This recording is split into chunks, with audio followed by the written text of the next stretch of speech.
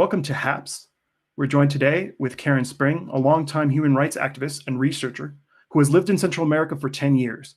She is the Honduras-based coordinator for the Honduras Solidarity Network and is in the capital of Tegucigalpa. Central America is once again picking up the pieces this morning after Hurricane Iota struck the region, which was still reeling from Hurricane Eta's impact earlier this month. Shelters were quickly filled, and reports indicated streets in San Pedro Sula were once again flooded, with people being forced to climb on the roofs of their homes to escape the water. Karen, I'd like to begin by telling us what's the situation on the ground today. So Honduras woke up to after spending a very difficult night sheltering from the rain. In different parts of the country, there's been different impacts by the storm. In Tegucigalpa, where I am right now, the rain stopped last night, but there was the main river that passes through the capital city was spilling over onto the side streets and into the center area of the capital. But the biggest impact has been felt in southern San Pedro Sula, in some of the poorest neighborhoods, in the city of El Progreso, which is a medium-sized city, and then in La Lima, which was totally basically underwater again. And so from this current hurricane that still hasn't totally cleared Honduran territory, there's still, rain is still expected to hit us. And now, especially in the southern part of the country where the hurricane is still sort of passing through.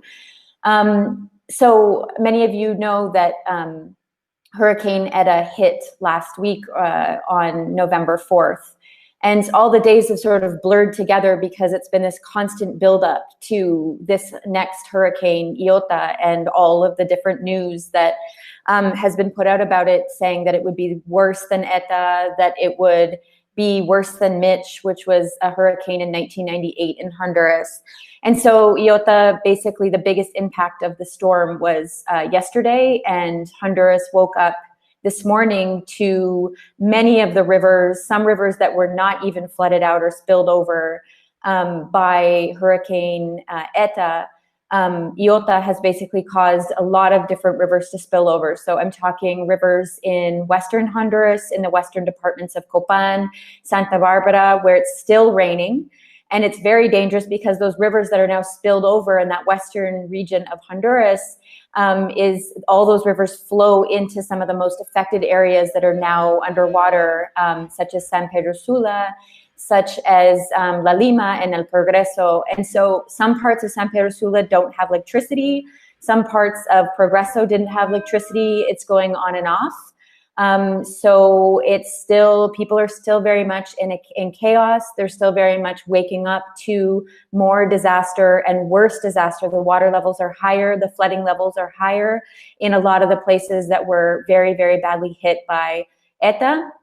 And so really there's no stats out right now about the impact.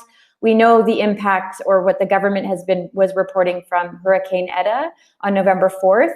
But we don't have any sort of numbers out so far about, how many people have died from the flooding, how many people are disappeared, how many people were forced out really late last night into shelters. Like there's really no, we're right in the middle of chaos still. And so it's very hard to get a sense of what the status of the damage has been on the ground.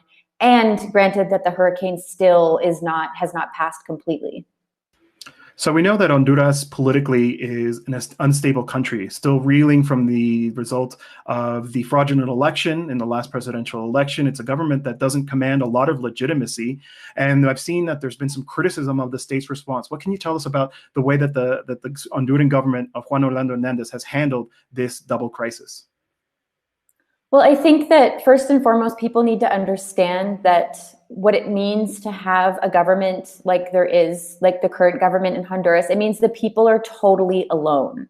So that means that if you don't get your neighbors or your family or your communities or other Hondurans around the country to support you, whether it's for immediate relief or for, long-term support, you're not going to get any from the government. And so what that has meant is that the Honduran government is largely absent from rescue efforts. And I think that you can look at the government's response both immediately like right now, as the crisis is unfolding, you can look at it, the lack of response in terms of preventing the disaster that's unfolded both during this hurricane and then Hurricane Eta. And then you can look at all the political and social context in the country that the government is very much responsible for. So for example, in immediate relief, the government during ETA, basically there's a disaster management institution of the government that is like the Honduran FEMA. It's called COPECO. They were preventing people from going out onto boats to rescue people in their communities. Like they were physically stopping boats, turning boat drivers around and telling them to go home, and that they weren't able to go out on boats to rescue people in their communities or get people off their roofs. And these are just good citizens, people that wanted to support, that felt, you know, like it was their duty to go and help people in these very difficult conditions. And COPECO was preventing people from doing that. They were saying they needed a boat license. They were saying they had to let COPECO people drive the boats.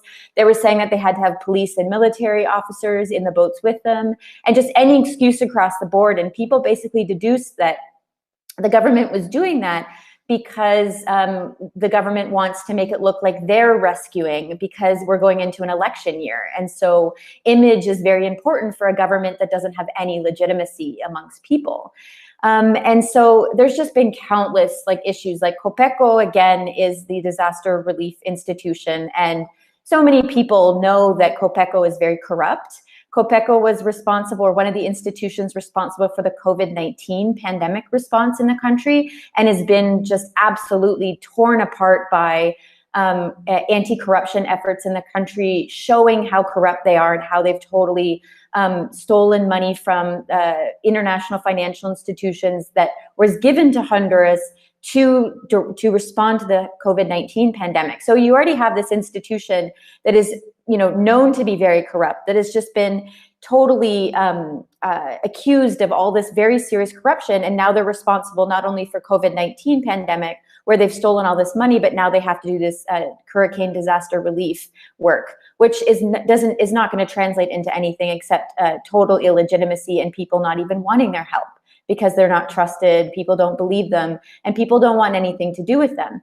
And then you just have the whole social and economic situation of the country. I mean, the military, the Honduran government has spent millions of dollars buying military warships from Israel. And instead of, you know, those military warships don't do anything for people that are in communities on their roofs waiting to be rescued by a small boat with a small motor on it. And so the focus of the government over the years has not been to do disaster prevention and to supply COPECO or the municipalities with little life-saving boats to go out during hurricanes to rescue people, but instead buying big, gigantic warships and arms and weapons and making sure the military is well supplied. But the military has largely been absent as well from the relief efforts. So I mean, there's just so many stories of how this illegitimate government has totally failed the Honduran people. And that's why the saying of only the people save the people is so commonly used in Honduras now. I mean, it was always used before, but it's just everybody's like, don't even rely on the government. Forget the government. Like, don't take your family members' dead bodies that, you know, died in the floodwaters to the morgue.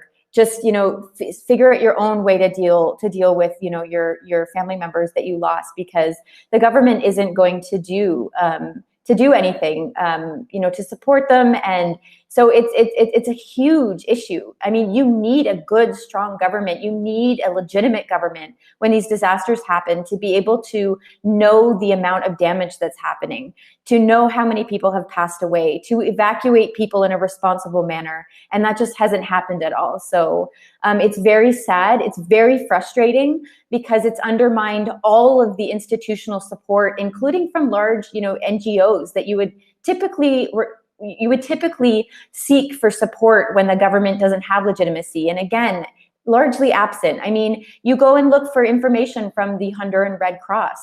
They don't have a Twitter account. There's no information that they're putting out about what's going on. And then you have 22 rescuers coming from the Green Cross in El Salvador. There's 22 people on the ground here, and they're constantly reporting what they're doing in the communities. And granted, they've had to go back to their country because El Salvador was very badly hit by Hurricane Iota as well. But I mean, just total lack of support, and it is extremely sad. So here in Mexico, after the 1985 earthquake, there were similar stories that the government was just using it to, cement their legitimacy, but all of the aid ended up disappearing. Similar accusations actually came in 2017 after the earthquake here. I mentioned 85 because it was seen as one of the moments where the dictatorship of the Institutional Revolutionary Party, known as the PRI, was beginning to weaken, and it was seen as a democratizing moment. Is there, I know it's early and I know people are still dealing with the disaster, but is there a sense from people that this is the last straw, that this is further proof that this government can't remain in power? So I would love to say that that is the case. I really don't know. I mean, Honduras has been in constant crisis in the last 11 years. There was the coup, and then there was the 2017 electoral crisis. And then you have very, very solid allegations of the government being involved in drug trafficking. Coming from the New York Southern District Court, you have all of these like crises that happen in the country, and everybody thinks, including myself, this must be the last straw. There's just no way this is going to continue as it is. And if it were up to Honduran people, it would have ended years ago. This crisis would have ended years ago. But unfortunately, this government is backed by the United States government and the Canadian government. And its legitimacy is given and granted by the fact that it has such strong support from the Trump administration. And so I would really like to say that this is the last straw. It would have been the last straw years ago for Hondurans. But Hondurans are very clear that it's not, if it was up to the Honduran people, Juan Orlando Hernandez, the president, would be out of power years ago. But unfortunately, he's being kept in power by the United States government. And that is very, very clear. And that is a widespread, that's something that's very widespread, a belief that's widespread in Honduras. And so I would hope it is the last impact. But another thing that you have to remember, Luis, is that Hondurans were already in a very, very bad situation. I mean, they went out onto the streets during the 2017 electoral crisis to try and change their government. And when the fraud in the elections was recognized, it was ignored by the US government. Hondurans started voting with their feet and going to the US-Mexico border and saying, you know what, we can't stay in our country to change things in our country. So, we have to leave our country. We have no choice. That was already happening before this widespread devastation of these two hurricanes. There's thousands of people that lost everything. And it's not just like they can go out and buy another house. It's not like they can go out and buy another refrigerator or buy another bed.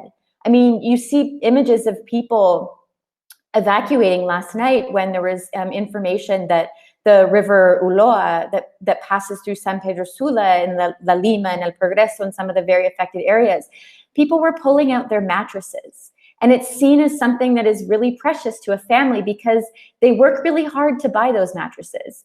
And so when you are trying to save the little that you have and you're pulling your mattresses out of and try to protect them from the flooding that might come, you really get a sense of how desperate the situation is for people. People were already in very difficult circumstances. And so I think that, yes, people are in more difficult circumstances. You would think that would cause people to protest, to say enough is enough, let's get rid of our government. But Hondurans were doing that for years and they were ignored.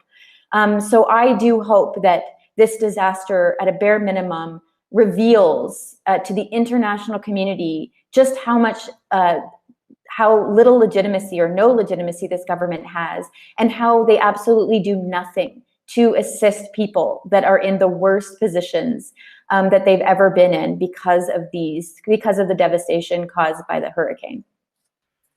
I remember when I was covering the Central American migrant exodus, meeting people who specifically said that. They're like, we took to the streets, we tried to make a change here, because there's been a lot of criticism, even here inside Mexico, saying, well, they should try to fix their country before trying to leave. And they said, we tried, and we were met with repression, we were met with violence, we were met with criminalization. And so we see that that's one of the drivers of the exodus from Central America. I remember talking to people who also said, I had my business, but the lack of security in my country meant that I was constantly dealing with extortion, and I wasn't making enough money to pay the extortioners, et cetera, et cetera. So we see the way that this compounds. Do you think that there will be yet another exodus from Central America as a result of these storms? Well, I mean, there was a caravan that was supposed to leave, planned to leave at the end of this month and December. This is pre-hurricanes. And people had enough because COVID, the impact of COVID has been absolutely devastating as well for people that have small businesses that work in the informal economy. Like they go and sell their tortillas in the market, or they go and sell, small little trinkets in the market, or used clothing. And so a lot of those places were shut down. And so people were already in very dire circumstances. So yeah, I do think that there will be more migration to the United States, and people fleeing because people have lost everything. I mean, I can give some examples of the desperation. I'm in communication with people in most of the affected areas, and the most affected areas during the hurricane, like I mentioned, have been some of the poorest neighborhoods in southern San Pedro Sula, and in La Lima. So those would be La Planeta, Rivera Hernandez. For any of your listeners that know and are familiar with Honduras or that are from Honduras, La Planeta, La Rivera Hernandez, El Celio Gonzalez, La Lima, Progreso, Baracoa, Cortez. I mean, I'm in communication bits and pieces because with all of these, with people in these different areas. And I'm in this chat with this man that is from this community called Baracoa. And it was badly affected by Hurricane Eta, and it was totally flooded almost up to their rooftops again last night. And he refused to evacuate from his house. He and his family stayed on their roof, and they've been on their roof for over 2 weeks now.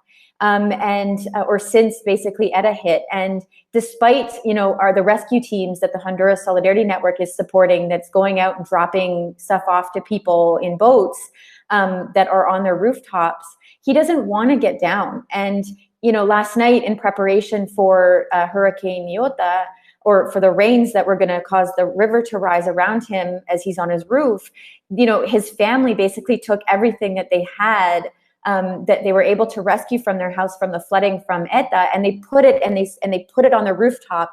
They tied it down, and then they put a tarp over it. And he sent us a picture saying, this is where we're going to be. This is all the prized possessions I have in the world. They're all on top of my roof. We're still here. They had a generator. They had a boat that they were basically parking, really close to their house because the water started to reside or started to go down from Hurricane Eta. And so, he just had his boat there, and people were like, okay, get ready for Iota. And so he's like, I have my boat. I have everything on top of my roof. My mom's on the top of the roof too. And so, hey, can you guys bring us water? We're down. We're running out of fresh water to drink, and there's a baby here, so we can't give them dirty water or whatever. And so why are people doing that? And so everyone's like, it's so irresponsible not to evacuate. People shouldn't be staying in their communities. But the thing is that people feel like if they don't, they'll just end up losing everything anyways because of the insecurity in the country. People have said that the government has called for urgent evacuations, and what has actually happened is, and this is more of an accusation than it is like a fact, because it hasn't been investigated and it won't be investigated, is that the government was calling for very, very fast evacuations, for example, in the Rivera Hernandez neighborhood in San Pedro Sula, very poor neighborhood, very dangerous neighborhood. And so the military police were going around telling people that you have to get out of your house, you can't stay here, and they were forcing people to leave. And later, when people went back, they realized that there was all these efforts to break into places and to steal. And so the insecurity that people feel, they don't want to evacuate because they think that it's a strategy to go in and steal, and to go in and break into houses and steal things. Also, people don't feel like it's safe to leave because there are still areas that are controlled by gangs that work alongside state security forces that don't feel like they can leave very safely and then be able to come back in. For example, we are supporting rescue teams in some of these really difficult neighborhoods. And the people have to coordinate with the heads of the churches and the heads of the elected community leadership in order to go in and drop off food to families that are on their rooftops still, because if they don't, then they risk losing everything, because the gangs will take away all of their cars, they'll take away all of the supplies. And so, like, where's the government in supporting and in creating a secure environment for people to just be able to evacuate and to be able to go into shelters, and for people to feel like they can lose their houses, or they can stay in their houses, or that they can leave their houses? So it's a really difficult situation, you know, in any country. And then it's compounded with all these very difficult problems that at the end of the day, like when people have lost so much, they're probably going to leave the country again and keep migrating north. Going back to your original question, Luis, sorry, I kind of like diverted off. I apologize. No, no, absolutely. No, that was really informative. You know, I was reading international reports, the New York Times, for example, and they uncritically report. Juan Orlando Hernandez says, our goal now is to save people. And maybe you evacuate people, but as you just described, they would come back to a situation that is completely unsustainable. They would come back to you know, their homes completely destroyed, all of their possessions gone. There's just, you know, in Central America, here in Mexico, people don't have insurance. They don't have someone who's going to come. The state obviously is not going to come and rescue them. So can you talk us a little bit about what happens next? You know, sometimes we talk about, for example, the impact of Hurricane Mitch. It wasn't just the people who died as a result of the storm, but also the contaminated water, the lack of infrastructure, the roads are destroyed. And so people who, you know, work as in the agricultural sector can't get their products to market for years. You know, tell us about what's going to happen next in Honduras. So I'm not sure if you can hear, but there's a helicopter flying over my home. It's probably a military helicopter. That's been happening a lot, and everyone's mad seeing the helicopters fly over, and they should be in those rescue areas, rescuing people off their rooftops instead of, you know, monitoring the situation and constantly flying out of the air base that is close to my home in Tegucigalpa. What's going to happen next? So, I mean, the Honduras Solidarity Network has an emergency fund, just like so many different organizations have emergency funds to respond to the immediate situation and to respond to the life-threatening situation that's happening now as this, you know, as the emergency is still going on. But the hardest part that everybody says to me, and a lot of the groups that I talk to and that we are helping with emergency relief support, is they say, Karen, what is the hardest part about all this is when all the attention dies down and when we actually have to go back and rebuild. And so after Hurricane Eta on November 4th, around November 6th or 7th, the water was starting to go down. And so people were going to their houses to see the damage that the hurricane had caused. And they started cleaning up. And what does that mean? It literally means shoveling and washing out layers and layers of mud, like up to your knees inside your house. It covers everything. The mud cakes, it cakes everything. It ruins everything, and it's everywhere. And it's very hard to clean. And then when we got notice that Hurricane Iota was going to hit, people were like, oh, well, we're not going to keep cleaning anymore because, you know, another hurricane's going to come in, and this is all going to flood out. This is all going to flood out again anyways.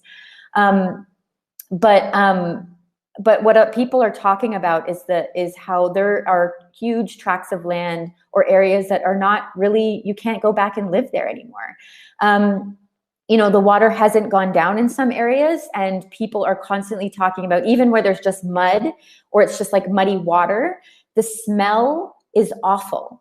And it's very hard to get rid of that smell. And people are saying that if they don't actually address the smell, that people won't even be able to go back anymore at all, and live there. And the smell comes from the fact that there's all this debris in the water. There's probably people that have died that is in the water. There's all these dead animals in the water. So it's a very difficult situation. And for long term, it'll mean very hard it'll take years to recover, if ever. So we're joined now also by Kevin Mercado, who is near San Pedro Sula. Kevin, si nos puedes decir un poco cómo está la situación ahorita ya el día después de que llegó la tormenta, y si me das tiempo de dar unas frases muy pequeñas para que le pueda hacer la traducción para la audiencia. Okay, Hola José Luis, ¿qué tal? Pues We might have some trouble with the signal. As we know, one of the issues has been the infrastructure around communication. So if we're able to get Kevin back, we'll be speaking with him about the situation on the ground in San Pedro Sula. I'm speaking with Karen Spring, who's in the capital of Honduras, in Tegucigalpa. Karen, I want to ask you, so 2020 has been the most active hurricane season ever, with 29 storms. In fact, meteorologists ran out of names and started to use the Greek alphabet because they actually exceeded the amount of storms that they thought was going to happen. As we've also been talking about, the impact has been so much harder on low-income people, people who live in precarious housing on the side of a mountain, which is prone to landslides. You talk a little bit about how the impacts of climate change, which is producing more storms like the ones we're seeing, is affecting people in countries like Honduras and the low-income population inside them. Yeah, so just on the fact that we lost Kevin, so I'm surprised he's able even to connect, because there's the electricity's turning on and off in San Pedro Sula, and a lot of people that I communicate with are not even able to connect at all. So, but okay, so regarding your question, so the places that have been the worst hit by Hurricane Eta and Hurricane Iota have been the poor neighborhoods in La Lima and in San Pedro Sula.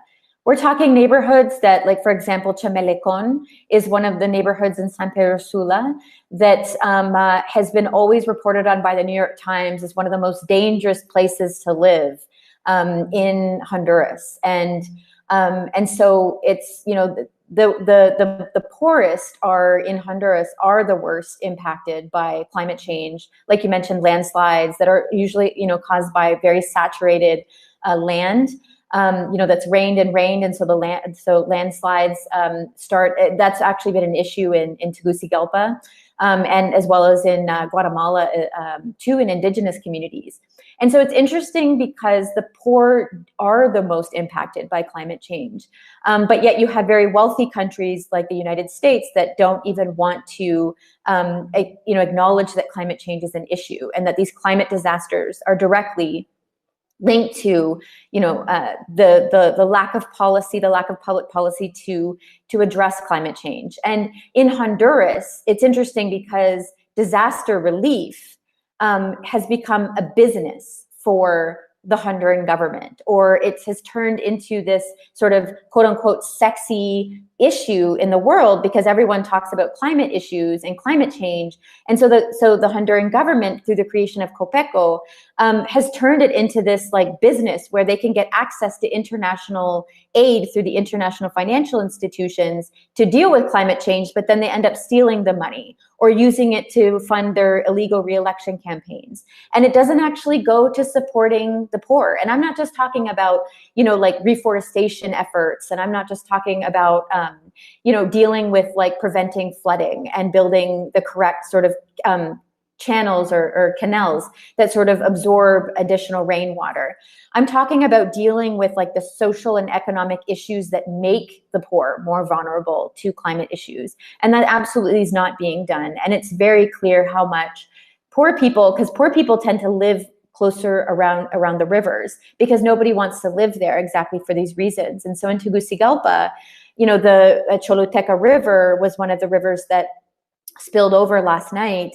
And there's thousands of people that live all along the riverbanks of the river Choluteca, very poor people that have their houses basically with, you know, slats of metal or wood that are easily, you know, destroyed by heavy rain, let alone flooding that comes right up to their doorsteps. And so there's been no attempts to address the social and economic issues that cause poor populations in Honduras and around the world basically adequately respond to these climate disasters that are going to become more and more frequent. And it's important to mention, and I'm no expert on this, but Honduras is one of the top 3 countries in the world most affected by climate change. Mostly, I think, because it's a small piece of land, like Central America is a small sort of a piece of land between 2 large land masses. And we also share a huge coastline with the Caribbean, which is, you know, water that is already very heated or much more it's a higher temperature. And so with climate change, that temperature increases, which gives storms and hurricanes. It allows them to build more and more force. Again, I'm no expert, but Honduras is already very, very vulnerable. And so it's also the second poorest country in the Western Hemisphere. And so that means that, this hurricane season has been devastating, and who knows what will happen, down the road. But there really actually needs to be solid and legitimate and real efforts to address, the impacts of climate change on the poor, and not just prevention. We need social and economic responses that address the reasons why people are vulnerable in the first place. So my last question is concerning the U.S.-Honduras relationship. We're talking about climate change. Joe Biden is set to take the presidency. He's said to be more committed to climate change initiatives, certainly more so than the previous administration, the outgoing administration.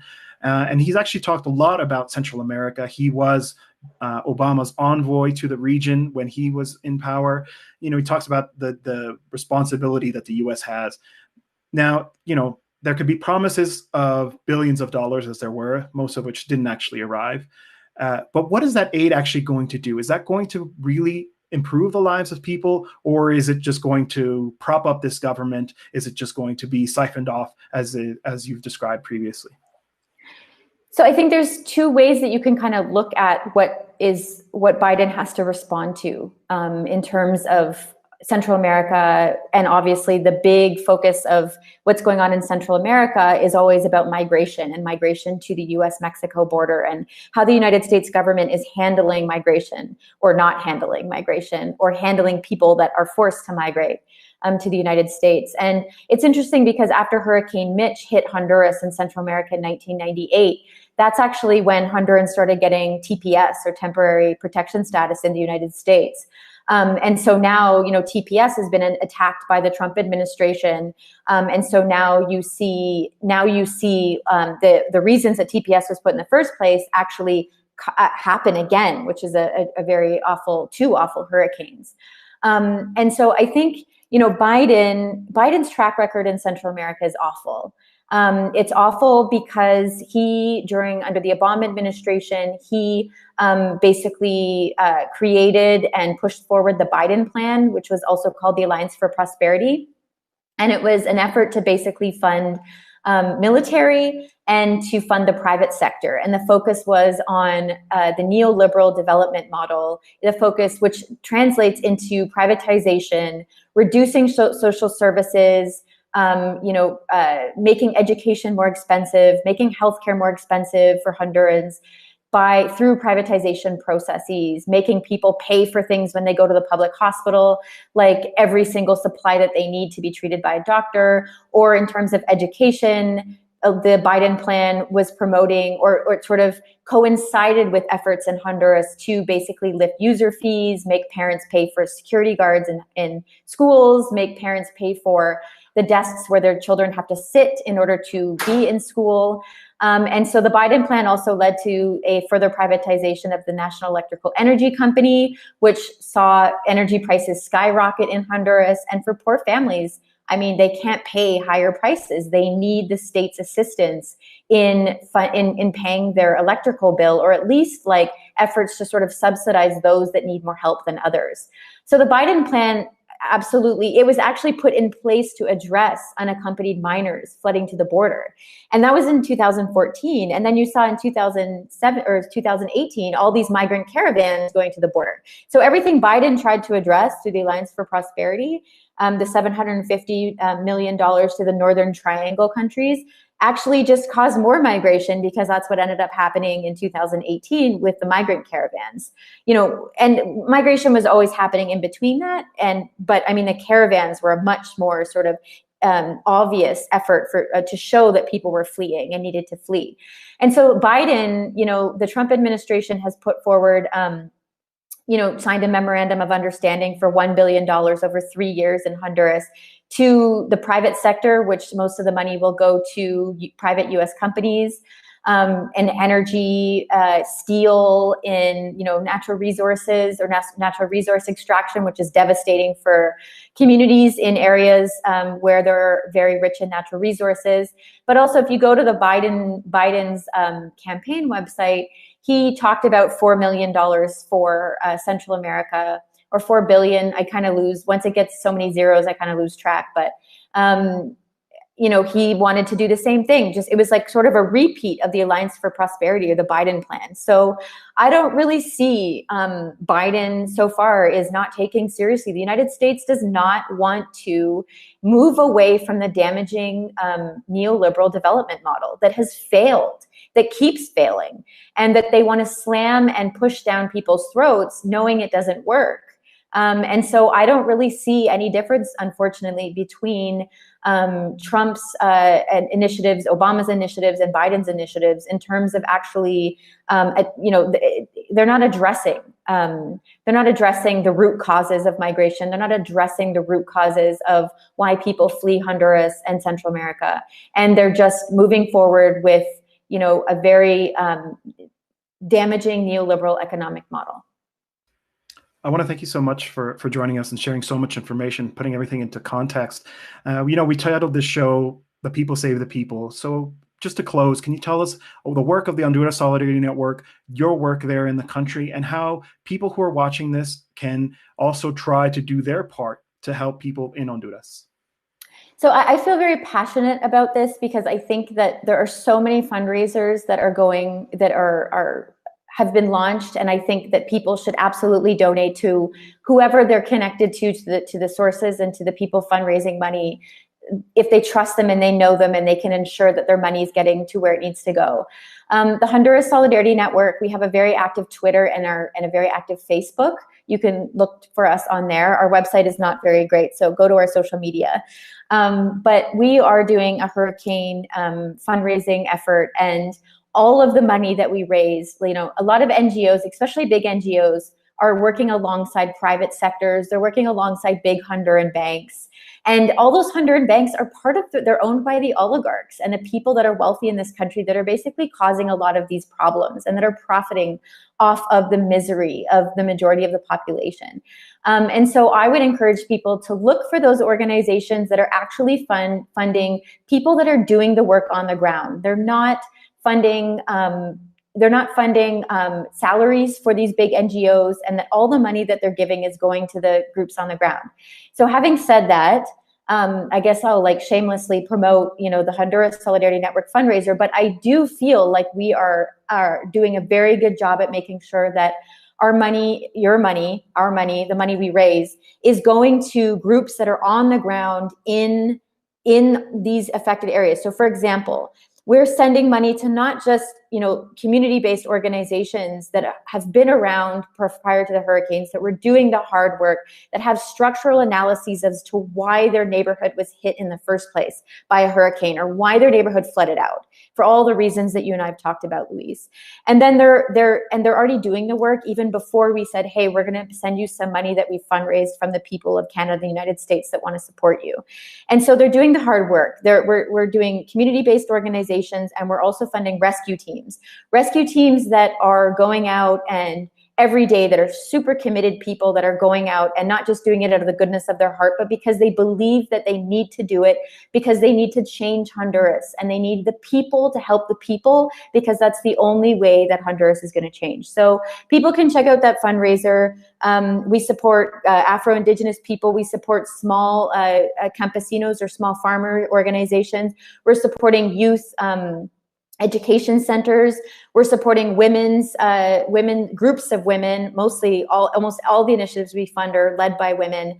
Making food in community kitchens, making beans and tortillas and chicken, and dropping them off at shelters and taking them, and people all around the region can show up to where they are and get support. So you can check out our fundraiser on our Twitter and our Facebook, and we thank everybody that's given so far. We're going to put out an update about where the funds are going, and every little bit helps and counts.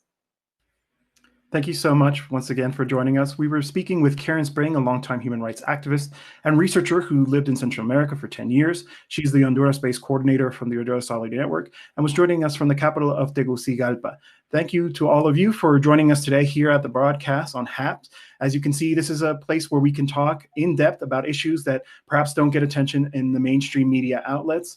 Tune in and follow us on social media and follow the Honduras Solidarity Network as well. Thank you.